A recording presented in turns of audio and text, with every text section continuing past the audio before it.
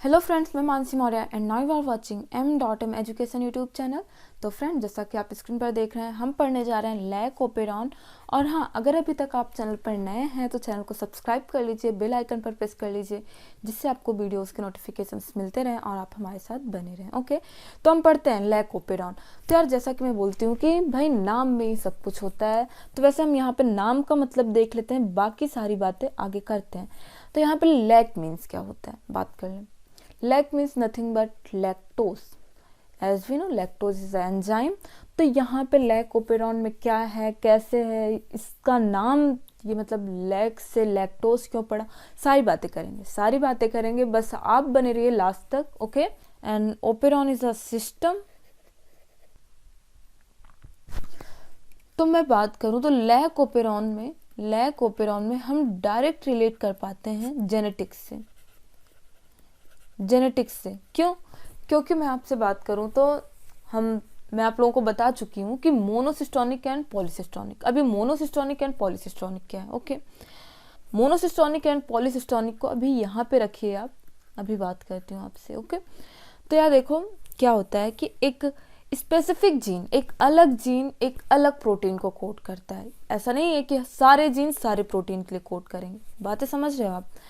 हम central dogma of molecular biology में क्या पढ़े थे कि रिप्लिकेशन होता है। अगर आप अभी तक ये जो बातें कर नहीं पढ़ रखे हो तो नीचे डिस्क्रिप्शन बॉक्स में लिंक दी गई है, आप देख सकते हो। लेकिन हाँ, यहाँ पे भी मैं आपको सारी बातें समझाने की कोशिश करती हूँ, इनफैक्ट समझा रही हूँ। आपको कितने समझ में आता है वो बात अलग है। रिप्लिकेशन में क्या होता है कि डीएनए के टेम्पलेट पे डीएनए का फॉर्मेशन हो, दैट्स कॉल्ड रिप्लिकेशन। ओके, अब रिप्लिकेशन मतलब कि डीएनए के टेम्पलेट पे डीएनए का ही फॉर्मेशन हो रहा है। ओके, सॉरी, यहाँ पे डीएनए लिख लीजिए आप, डीएनए। ओके, अब हम ट्रांसक्रिप्शन किसे बोलते हैं? ट्रांसक्रिप्शन में क्या होता है, डीएनए के टेम्पलेट पे आरएनए का फॉर्मेशन होता है। Okay, ribonucleic acid. अब ये जो ट्रांसक्रिप्शन होगा मतलब कि डीएनए के टेम्पलेट पे आरएनए का फॉर्मेशन हो रहा है, और इस आरएनए से प्रोटीन का फॉर्मेशन होगा जो कि बॉडी में एक्सप्रेस होगा, जिसे हम क्या बोलते हैं? ट्रांसलेशन। तो हम जानते हैं जैसा कि इस डीएनए में सारी बातें सेव होती हैं जो कि हम में एक्सप्रेस होती हैं, जो भी मतलब हमारा फिजिकल अपीयरेंस है वो क्यों है? डीएनए की वजह से है। तो डीएनए में जो बेसेस हैं उसकी वजह से ये प्रोटीन के फॉर्म में शो होता है। तो क्या ये डीएनए डायरेक्ट ट्रांसलेशन करके प्रोटीन को नहीं बना सकता? जी बिल्कुल नहीं बना सकता है, क्योंकि यहाँ पे जो कोडिंग लैंग्वेज होगी उसे डीएनए नहीं पढ़ पाएगा, प्रोटीन नहीं पढ़ पाएगा ये ट्रांसलेशन के थ्रू। तो इसलिए यहाँ पे एक मीडिएटर की ज़रूरत होती है। ओके, एक ट्रांसलेटर की ज़रूरत होती है जो कि प्रोटीन को फॉर्म करती है। ओके, तो हम यहाँ पे क्या पढ़ेंगे कि monocistronic and पॉलीसिस्टोनिक। Okay, monocistronic and, देखो यार, डेफिनेटली बता रही हूँ कि आप लास्ट तक बने रहिए, सारी बातें आपको समझ में आएंगी। ओके, तो monocistronic and पॉलीसिस्टोनिक। Okay, monocistronic means होता है एक एमआरएनए से, एक आरएनए से एक प्रोटीन का फॉर्मेशन होना, एक जीन से केवल एक प्रोटीन का फॉर्म होना, क्या कहलाता है? मोनोसिस्टोनिक, जो कि हम कहाँ पढ़ते हैं? ऑब्वियसली यूकैरियोट्स में पढ़ते हैं। एंड पॉलीसिस्टोनिक में वन जीन से लगभग सारे जीन का या फिर मोर देन वन प्रोटीन का फॉर्मेशन होना,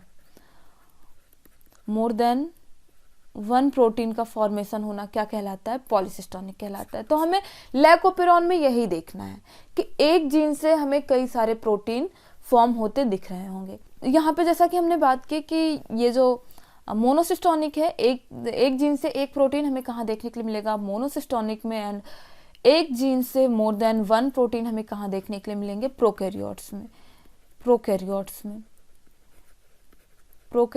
बैक्टीरिया वगैरह। ओके, तो यहाँ पे ऑब्वियसली हम बैक्टीरिया का एक एग्जांपल लेते हैं, एक अच्छा खासा example, E coli bacteria. Okay, suppose this is a E coli bacteria. तो यहाँ पे भी आप कुछ बातें बस ध्यान से सुनो और बातें अभी आगे करते हैं हम। हाँ, okay, this is a promoter as we know transcription के लिए प्रमोटर बहुत ज़्यादा ज़रूरी होता है, क्योंकि ट्रांसक्रिप्शन प्रमोटर ही स्टार्ट करवाता है ना। और फिर उसके बाद यहाँ पे हमें क्या देखने के लिए मिल रहा है, आई जीन। और फिर उसके बाद फिर से हमें क्या देखने के लिए मिल रहा है, प्रमोटर। और यहाँ पे ऑपरेटर होगा, ऑपरेटर है। एंड यहाँ पे क्या है, जेड जीन है, वाई जीन है, देन ए जीन है। तो यहाँ पे इतनी दूर पे हमें ट्रांसक्रिप्शन करवाना है। ओके, तो हम क्या देखेंगे कि ये जो ई कोलाई बैक्टीरिया है, ई कोलाई बैक्टीरिया इन्वायरमेंट से फूड कैसे लेता है, इसको एनर्जी के लिए क्या चाहिए, ग्लूकोज चाहिए। सपोज अगर इसके इन्वायरमेंट में ग्लूकोज है ही नहीं, लैक्टोज है, या फिर इसके इन्वायरमेंट में लैक्टोज आ गया, ई कोलाई बैक्टीरिया अगर दूध में गिर गया तो लैक्टोज तो मिल रहा है ना इन्वायरमेंट में से, तो ये करेगा क्या, अगर इसे ग्लूकोज से एनर्जी लेनी है तो ये डायरेक्ट ले सकता है। लेकिन अगर इसे लैक्टोज से एनर्जी लेनी है, तो इसे अलग तरीके का ड्रामा करना पड़ेगा। अब अलग तरीके का ड्रामा कैसे करना पड़ेगा, जेनेटिक लेवल पे अलग तरीके का ड्रामा होगा। जब यहाँ जीन में पता लग जाएगा कि हाँ इन्वायरमेंट में लैक्टोज आ चुका है, तो जीन अपना अलग काम करेगा। कैसे अलग काम करेगा, तो देखते हैं, वही सारी बातें यहाँ पे हैं। तो आप यहाँ पे देखें, P for promoter, okay, this is the I gene, we can say inhibitor,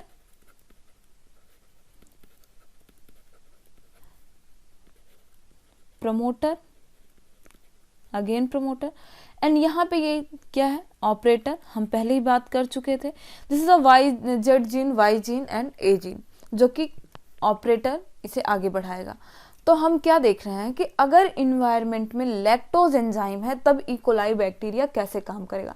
जैसा कि हमने बात की कि अगर इन्वायरमेंट में लैक्टोज एंजाइम नहीं है, ग्लूकोज ही है, तब तो ये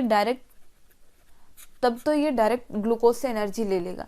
लेकिन अगर इन्वायरमेंट में लैक्टोज एंजाइम है, तब जेनेटिक लेवल पे अलग तरीके का प्रोसेस चलेगा, जैसा कि हमने बात की। ओके, तो हम ये भी जानते हैं कि जब ट्रांसक्रिप्शन होगा,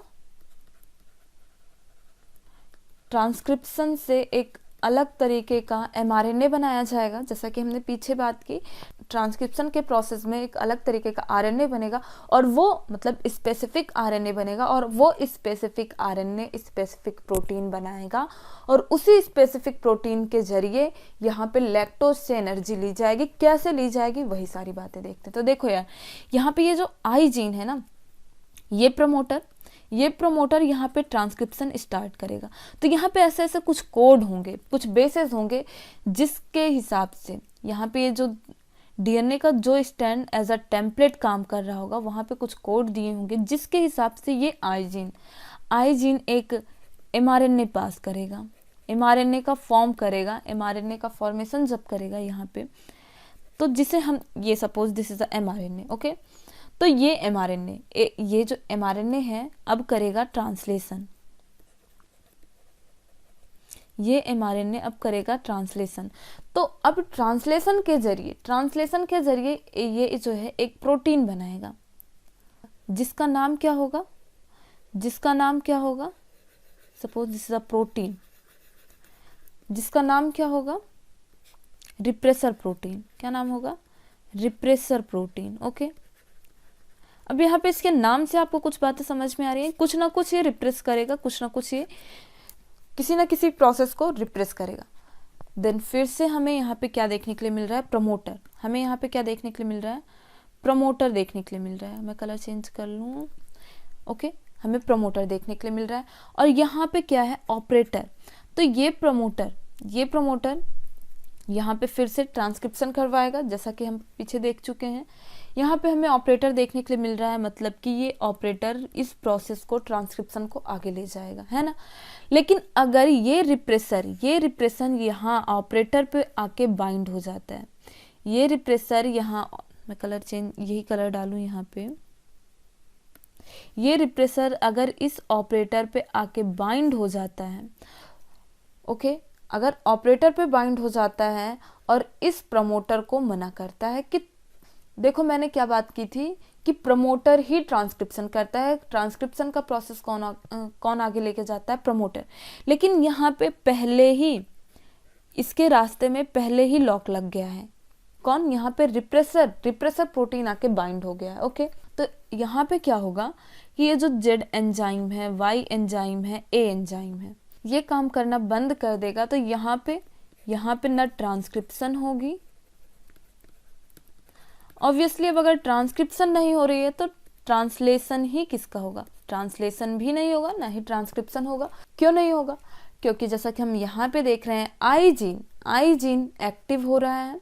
दिस इज आई जीन अगर एक्टिव हो रहा है तो यहाँ पे ये एक ऐसा आरएनए बनाएगा, एक स्पेसिफिक एमआरएनए बनाएगा, और वो स्पेसिफिक एमआरएनए एक स्पेसिफिक प्रोटीन का फॉर्म करेगा जिसका क्या नाम होगा? Repressor protein. और वो रिप्रेसर प्रोटीन यहाँ ऑपरेटर पे आके बाइंड हो जाएगा, जो कि इस प्रोमोटर को मना करेगा काम करने के लिए। तो ऐसा किस केस में होगा?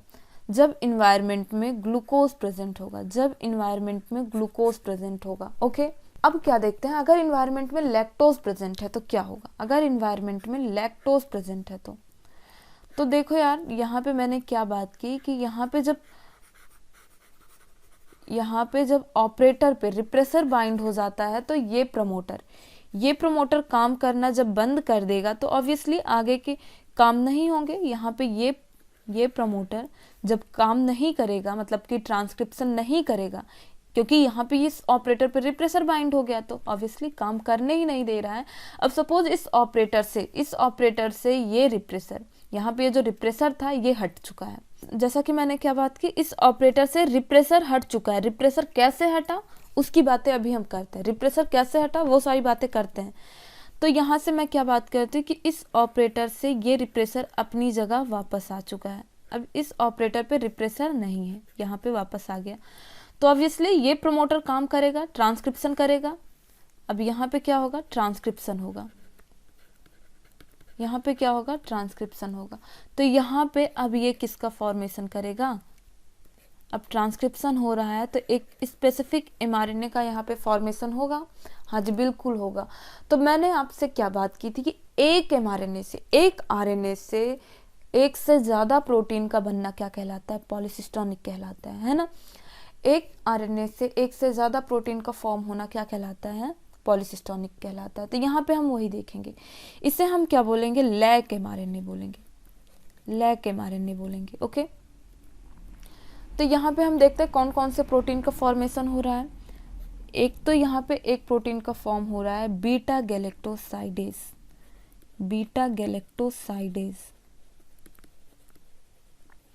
और दूसरा प्रोटीन कौन सा फॉर्म हो रहा है? परमिएज। तो यहाँ पे भी आपको नाम से कुछ बातें समझ में आ रही होंगी, अगर नहीं भी आ रही हैं तो करते हैं। और यहाँ पे किसका फॉर्मेशन होगा? ट्रांसएसिटाइलेज। तो हम बात कर लें कि कौन से प्रोटीन का क्या काम है। इसीलिए तो प्रोटीन का फॉर्मेशन किया जा रहा है कि ये अलग तरीके का कुछ काम करें। अब ये किस कंडीशन की बातें कर रहे हैं? अब इन्वायरमेंट से ग्लूकोज गायब हो चुका है, इन्वायरमेंट में क्या आ चुका है? लैक्टोज आ चुका है। इन्वायरमेंट में क्या आ चुका है? लैक्टोज। अब लैक्टोज के लिए ये अलग तरीके का ड्रामा कर रही है, जैसा कि मैंने आपसे बात की। लैक्टोज के लिए अलग तरीके के काम कर रही है ये। ओके, अब ये जो गैलेक्टोसाइडेज एंजाइम है ये क्या करेगी? ये ब्रेक डाउन करेगी लैक्टोज को। अगर इन्वायरमेंट में लैक्टोज प्रेजेंट है तो अब ई कोलाई बैक्टीरिया जो है ये लैक्टोज से डायरेक्ट एनर्जी तो ले नहीं सकती है ना। ई कोलाई बैक्टीरिया लैक्टोज से डायरेक्ट एनर्जी नहीं ले सकती है। उसके लिए ये क्या करेगी? ब्रेक डाउन करेगी। किसका? लैक्टोज का। किसके फॉर्म में? ग्लूकोज एंड गैलेक्टोज में ब्रेक डाउन करेगी। Galactose. Okay, E coli bacteria जिससे एनर्जी ले सकेगी। ओके, और यहाँ पे परमिएज, जैसा कि आप यहाँ पे देख पा रहे हो, ये जो ई कोलाई बैक्टीरिया है, ई कोलाई बैक्टीरिया के अंदर लैक्टोज इंटर कैसे होगा? ये जो परमिएज प्रोटीन है ना, जब ये परमिएज प्रोटीन जब रिलीज होगा, परमिएज प्रोटीन का जब फॉर्मेशन होगा, तभी ई कोलाई बैक्टीरिया लैक्टोज को अपनी बॉडी में इंटर होने देगी, अदरवाइज नहीं होने देगी। बात ध्यान से सुनिएगा, ये परमिएबिलिटी का काम करता है। ई कोलाई बैक्टीरिया में परमिएबिलिटी का काम करता है, जिससे लैक्टोज इसकी बॉडी में इंटर कर पाता है। ओके, और यहाँ पे ट्रांसएसिटाइलेज देख रहे हो, इसका एक्चुअल वर्क अभी तक पता नहीं चला। ओके, ट्रांसएसिटाइलेज का। तो यहाँ पे हमें दो चीज़ें देखने के लिए मिले। एक क्या, एक तो अगर लैक्टोज इन्वायरमेंट में प्रेजेंट है तो यहाँ पे परमिएज प्रोटीन जब तक बैक्टीरिया को देखने के लिए नहीं मिलेगा, बैक्टीरिया की बॉडी में जब तक नहीं आएगा, वो परमिएबिलिटी का काम नहीं करेगा, तो लैक्टोज उसकी बॉडी में ऑब्वियसली इंटर नहीं कर पाएगा। और अगर इंटर कर गया, लैक्टोज इसे मतलब दिख गया है, इंटर कर गया, तो उसके लिए बीटा गैलेक्टोसाइडेज चाहिए, बीटा गैलेक्टोसाइडेज एंजाइम चाहिए, जिसकी वजह से क्या हो सके, ग्लूकोज एंड गैलेक्टोज में ब्रेक डाउन हो सके, जिससे एनर्जी मिल सके। ओके, बातें समझ में आई आपको? अब वापस समझिए, अगर इन्वायरमेंट में लैक्टोज नहीं है, ग्लूकोज ही है, इन्वायरमेंट में ग्लूकोज है, तब बैक्टीरिया क्या करेगी, वापस से ये आई जीन काम करना शुरू कर देगा। ओके, यहाँ पे जो देख रहे हो आप आई जीन, ये काम करना शुरू कर देगा। अच्छा, हम यहाँ पे एक बात करते हैं कि यहाँ पे जैसा कि हमने बात की, जब तक परमिएबिलिटी नहीं होगी, परमिएज नहीं बनेगा, तब तक ई कोलाई इसमें इंटर नहीं करेगा, और जब ई कोलाई इंटर करेगा तभी यहाँ से आई जीन हटेगा, मतलब कि रिप्रेसर, तभी रिप्रेसर हटेगा। यहाँ पे ये लैक्टोज एंजाइम इंटर कैसे होता है इसकी बॉडी में, है ना, हमने यही बात की थी। तो देखो यार, हमने क्या बातें की थी कि इस ऑपरेटर पे क्या बाइंड होता है, रिप्रेसर बाइंड होता है, इस ऑपरेटर पे रिप्रेसर बाइंड होता है, यहाँ पे रिप्रेसर आके बाइंड हो जाता है। तो मैं बात करूँ, जब रिप्रेसर बाइंड होता है तब भी ये प्रमोटर ट्रांसक्रिप्शन थोड़ा थोड़ा कर रहा होता है, और जब हल्का हल्का ट्रांसक्रिप्शन चल रहा होता है तो एमआरएनए भी हल्का हल्का बन रहा होता है, और हल्का एमआरएनए बन रहा होता है तो परमेज, गैलेक्टोसाइडेज, सारे प्रोटीन थोड़े बहुत अमाउंट में बन रहे होते हैं। ओके, जब यहाँ पे ट्रांसलेशन ही तो हो रहा है, ट्रांसलेशन भी हो रहा है, तो सारे प्रोटीन थोड़े बहुत अमाउंट में बन रहे हैं ना, ज़्यादा अमाउंट में तो नहीं, बट थोड़े अमाउंट में बन रहे हैं। अब जब थोड़े अमाउंट में परमेज बन रहा है, तो जैसे उसे इन्वायरमेंट में लैक्टोज दिखा, तो हल्का थोड़ा बहुत तो परमिएबिलिटी है ही, लैक्टोज इंटर कर जाता है, और जैसे ही लैक्टोज इंटर कर जाता है, जैसे ही लैक्टोज ई कोलाई बैक्टीरिया में आया, वो किस में कन्वर्ट हो जाता है, एलोलैक्टोज में कन्वर्ट हो जाता है। लैक्टोज ई कोलाई की बॉडी के अंदर आया, एलोलैक्टोज में कन्वर्ट हो गया, और इसी एलोलैक्टोज की वजह से ये जो रिप्रेसर है, ये जो रिप्रेसर प्रोटीन इनएक्टिव हो जाता है, ये इनएक्टिव हो जाता है। किसकी वजह से, एलोलैक्टोज की वजह से। बातें समझ में आई आपको? अब यहाँ पे जैसा कि मैंने आपसे बात की कि रिप्रेसर प्रोटीन इनएक्टिव हो गया है। अब ये इनएक्टिव हो गया है, तो यहाँ से ये जो रिप्रेसर बाइंड है, ये भी हट गया, तो ये प्रमोटर पूरी तरीके से ट्रांसक्रिप्शन कर रहा है। अब जब पूरी तरीके से ट्रांसक्रिप्शन कर रहा है, तो एमआरएनए भी अच्छे अमाउंट में बनेगा। अब एमआरएनए अच्छे अमाउंट में बन रहा है, तो गैलेक्टोसाइडेज, परमेज, ये भी अच्छे अमाउंट में बनेगा। अब अच्छे अमाउंट में बन रहा है, तो ऑब्वियसली लैक्टोज अच्छे अमाउंट में है, तो लैक्टोज का ब्रेकडाउन भी अच्छे अमाउंट में करेगा, ग्लूकोज, गैलेक्टोज, और यहाँ पे परमिएबिलिटी भी ज़्यादा होगी। अगर परमिएबिलिटी ज़्यादा है, तो यहाँ पे बैक्टीरिया में ज़्यादा अमाउंट में लैक्टोज इंटर कर रहे हैं। बातें समझ में आ रही हैं आपको? हाँ जी, बिल्कुल, बातें समझ में आनी चाहिए।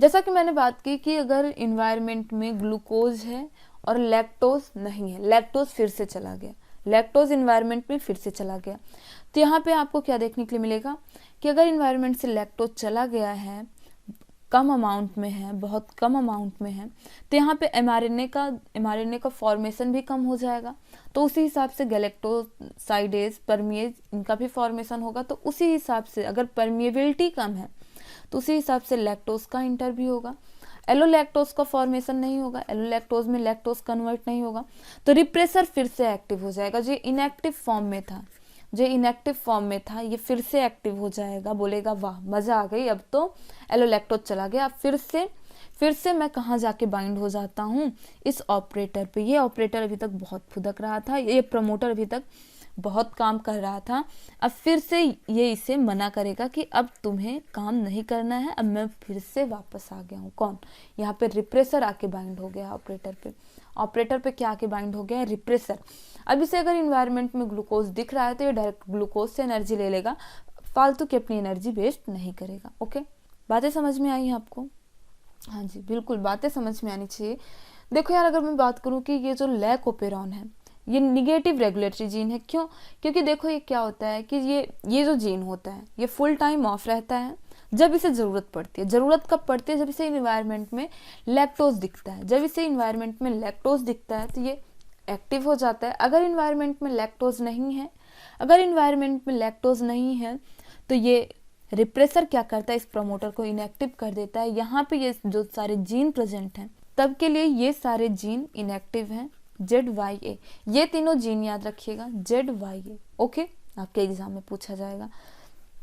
तो यहाँ पे हमने क्या देखा? पॉलीसिस्टोनिक।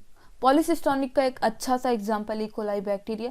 तो हम यहाँ पे क्या देखते हैं कि बैक्टीरिया जीन को अपने हिसाब से रेगुलेट करता है। अपने हिसाब से कैसे रेगुलेट करता है? बैक्टीरिया अब देख रहा है कि इन्वायरमेंट में लैक्टोज आ गया, अब मुझे लैक्टोज से एनर्जी लेनी है।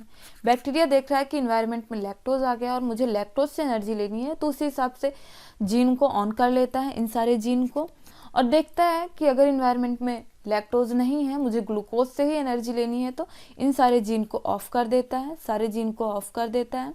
तो इस प्रोसेस को हम क्या बोलते हैं? Gene regulation. क्यों? क्योंकि यहाँ पे हम क्या देख रहे हैं कि बैक्टीरिया जब चाहता है इस जीन को ऑन कर लेता है, इस जीन को ऑफ कर लेता है, तो इसे हम क्या बोलते हैं? Gene regulation.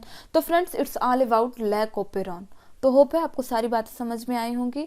और हाँ, अगर आपको बातें समझ में आई हैं तो आप वीडियो को लाइक करिए एंड कमेंट बॉक्स में आप हमें ज़रूर बताइएगा कि आपको वीडियो कैसा लगा है। ओके, और जैसा कि हम बात करें, नीचे डिस्क्रिप्शन बॉक्स में लिंक गिवन है ट्रांसक्रिप्शन एंड ट्रांसलेशन के पूरे प्रोसेस की, तो फ्रेंड्स उसे जाके ज़रूर देखिएगा। ओके, और हाँ, अगर अभी तक आपने चैनल को सब्सक्राइब नहीं किया है तो चैनल को सब्सक्राइब कर लीजिए। If you want to more videos तो friends like and subscribe m.m education YouTube channel. And thank you for watching this video. Bye bye, मिलते हैं नेक्स्ट वीडियो में। ओके।